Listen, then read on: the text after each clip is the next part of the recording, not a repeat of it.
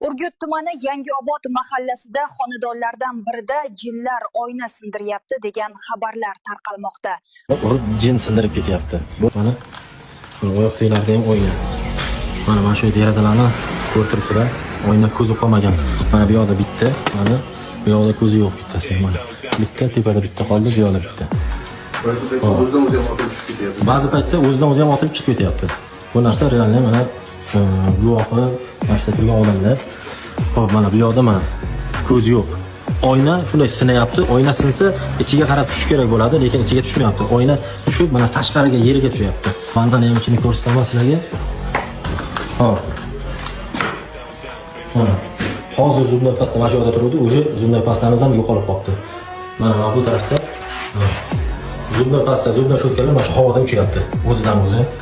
Masalan, inson zoti mana shu osmondan turib, shuncha uzoqdan turib, o'zingizlar aqlan bir o'ylab ko'rsanglar, mana shu burchakdagi oynani sindira oladimi? Sindira olmaydi. Mana hozirlarga buni ham ko'rsataman. Mana bu tarafdan oynani urib sindirdi. Mana o'z ko'zim bilan, isboti bilan ko'rgan oynam mana yo'q.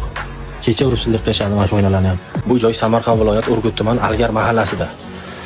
Endi hozirgi holatni har xil mollalar ham kelib o'qiyapti. O'qimagan ko'p odam qolmadi, lekin o'zgarishni sezmayapmiz. Ayrimlar bu xabarni yolg'on desa, ba'zilar qo'shnimiz bo'ladi, rostdan bu uy shunaqa degan izohlarni qoldirishmoqda. Xo'sh, bu borada sizning fikringiz qanday? Voqea tafsilotlarini Samarqand Tezkor kanaliga obuna bo'lib kuzating.